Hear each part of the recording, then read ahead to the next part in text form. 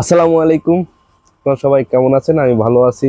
আজকে খেলাটা আপনাদেরকে বলবো, বাংলাদেশ বনাম ইউএসএ যে খেলাটা হয়েছে, এই খেলাটা বাংলাদেশ টিম হেরে জিতলো। মানে এই দলের সাথে তাদের খেলাটা হলো যেটা, তারা আসলে যেভাবে খেলা প্রত্যাশার খেলা ছিল সেটা খেলতে পারে নাই। সবার আগে চলে আসে আমাদের অধিনায়ক লিটন কুমার দাস। তার 8 বলে 11। এই অধিনায়ক মানে ভাইস ক্যাপ্টেন আমাদের মেহেদী হাসান 2 রান করেছেন। সে খেলেছেন 5 বল, খেলে 2 রান করেছেন। ভাইস ক্যাপ্টেন, আমি আসলে একটা কথা বলি, ভাইস ক্যাপ্টেন হওয়ার জন্য বা অধিনায়ক হওয়ার জন্য যোগ্যতা লাগে অবশ্যই। আপনারা অন্য কিছু মনে করবেন না আমার কথায়, হয়তো ক্যাপ্টেন আর অধিনায়ক তারা কেউ ফর্মে নেই। তার বোলিংটা, ভাইস ক্যাপ্টেনের বোলিংটা ভালো, কিন্তু এই ম্যাচে সে ভালো করেনি। এই ম্যাচে বোলিং ব্যাটিং তার কিছুই ভালো করেনি।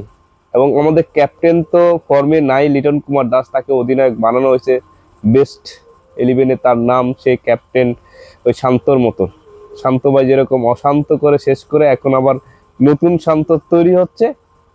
হয়তো আপনারা কথাটা এইভাবে নিতে পারেন, আমাদের শান্ত দলের অধিনায়ক ছিলেন, তার অ্যাগ্রেসিভ বা তার মনোভাব যেটা ছিল।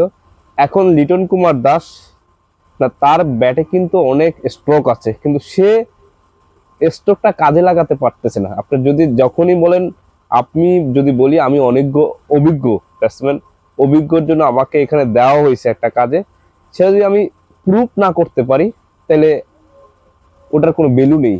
আমার এক স্যার সবসময় আমাকে মানে অফিসিয়াল ভাবেই মানে তার একটা কথা সে বলে সবসময়, আপনি যেটা করেন সেটার যদি আপনার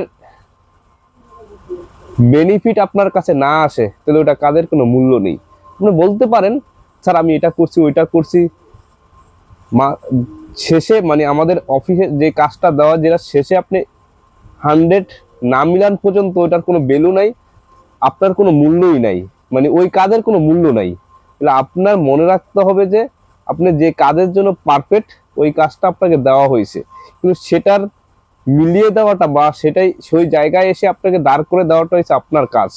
আপনি ক্রিকেটার, আপনি অধিনায়ক, আপনার জায়গা থেকে আপনার অধিনায়কের, আমি বলছি না আমি খেলোয়াড়, আমি ছোটবেলায় অনেক ক্রিকেট পছন্দ করি, মানে অনেক ক্রিকেট খেলেছি।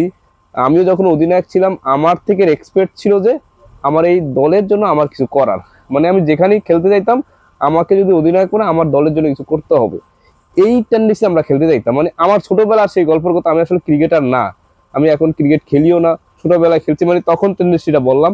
এবং আমাদের লিটন কুমার দাস, মানে তার টেন্ডেন্সি হয়েছে দলের অধিনায়ক, আমার যা হোক সমস্যা নেই, কিন্তু দল জিততে হবে, মনে ভাবতো মানে দল জিতবে, এই টেন্ডেন্সিটা রাখি, আমি কি খেলবো এটা পরে বিষয়, কিন্তু দল জিততে হবে।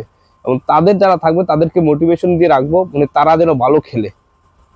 মানে আমার যে ধারণা, মানে উনার এই এগ্রেসিভ মনোভাবটা মনে হয় থাকে, যে আমি খেলি না খেলি, আমি তাদেরকে মনোবল দিয়ে ধরে রাখবো যে এই দলটা জিতানোর জন্য, মানে দলটার যে কোনো মূল্যে জিততে হবে, মনে আশাই থাকবে, এটাই স্বাভাবিক। কিন্তু আমাদের অধিনায়ক, vice captain, captain, vice captain, তারা যে খেলে বা তাদের যে জায়গাটা, এটা একটা দেখে মানে আমি হতাশা।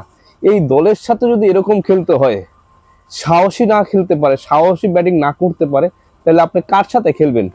জিম্বাবুর সাথেও যদি এরকম সাহসী খেলতে না পারেন, তারপর আপনার ইউএস এর সাথেও যদি সাহসীভাবে খেলতে না পারেন, অস্ট্রেলিয়ার সাথে খেলবেন? বুঝতেছি না ভাই, আপনারা কি করবেন? আপনারা কমেন্টে জানাবেন যে বাংলাদেশের এই টিমটায় কি কি পরিবর্তন দরকার, বা কি কি কি কি কাজ করা দরকার, কিভাবে এই দলটা জিতলো, হেরে হেরে জিতে আসলো, এটা আসলে কি পরিবর্তন করলে আরো বেটার খেলবে। মানে আমার দিক থেকে আমি বললাম, আপনারা দর্শকরা এটা যারা ক্রিকেটের ভক্ত, তারা জানাবেন। আমার এটা রিকোয়েস্ট আপনাদের কাছে, এই যে ক্রিকেটের জন্য আমরা এত কিছু হচ্ছে, এত কাহিনী হচ্ছে, তারপরে কেন পরিবর্তনটা আসতেছে না? খেলার পরিবর্তন হারে না, বাংলাদেশ হারে না, অস্ট্রেলিয়া হারে না, ইন্ডিয়া হারে না, এইভাবে হারে না, তাদের খেলা এইভাবে হারে না। আপনারা এত টাকা ইনভেস্ট করছে, এত কিছু করা হচ্ছে, অবশ্যই আপনারা এতদিনের স্কেল, আমগো লিটন দাস কিন্তু ওনার কিন্তু আজকের খেলোয়াড় না। আপনার লিটন দাস কিন্তু আপনার তামিম ইকবাল, তারপরে হচ্ছে আমাদের অধিনায়ক ছিল যে মাশরাফি মুর্তজা, তাদের সাথেও খেলছে, তাদের সাথে তখন সে দলে আসে। তাহলে এই এত বছরের এরিয়াতে তারা কি অভিজ্ঞ নিয়েছে, আর কি অভিজ্ঞতার কারণে এখনো দলে আছে, দলে থাকা সে পারফরমেন্সটা কোথায়? আমি এটাই আপনাদের কাছে প্রশ্ন করলাম। সবাই ভালো থাকবেন, সুস্থ থাকবেন। আসসালামু আলাইকুম, আল্লাহ হাফেজ।